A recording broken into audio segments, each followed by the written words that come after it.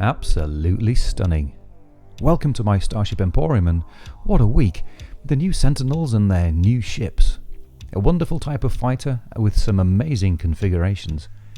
I've sifted through as many ships as I could find, all the component parts and how they're put together. This video will show you what these ships are made of, as far as I can tell. There could still be more parts, as the number of bits is rather large, so if you know of any more, please let me know down in the comments so I can update the video. The names of the parts are yet to be finalised, but when they are I'll make more content to let you know what they are, so hit that subscribe button and the bell icon to get the news first.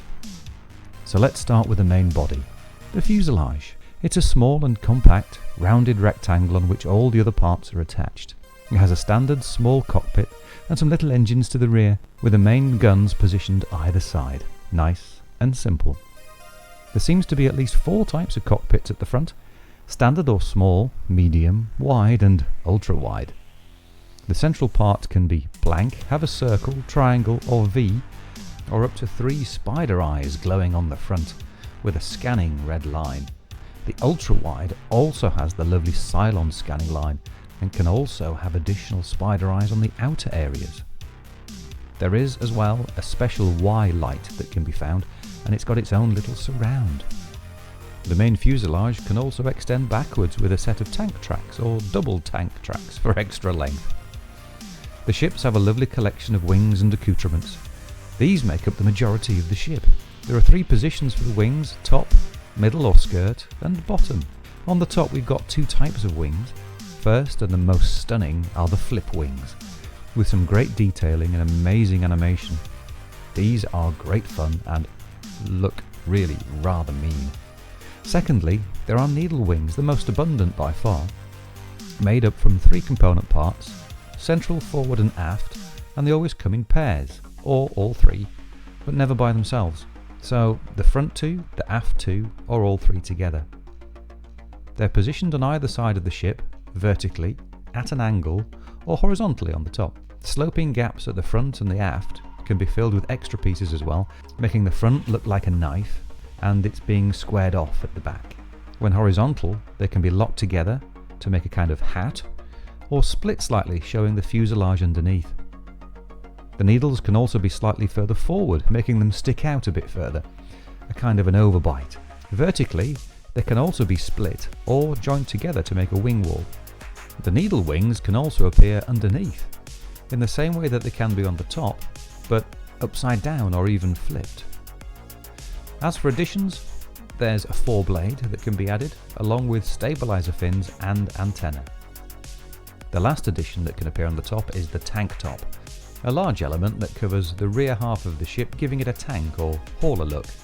Moving down in the middle or skirt area, we can have an optional side skirt, a chunky part with lovely vents and detailing on which further wing parts can be added. This makes the ship look wider and stockier. Adding to the middle wings, we can have nothing at all, some thin blades, a slice of wing more to the rear, extra thrusters, again more to the rear but contain engine thrusters, some full wings filling the whole skirt area. They're clean and smooth. There can also be a combination of these parts, giving each ship a unique style. Any of these can have the outboard engines option applied, or the outboards can appear by themselves, which, to be fair, looks a bit odd. Down at the bottom, there are another set of choices. There's a thin underwing, narrower at the front and opening towards the rear.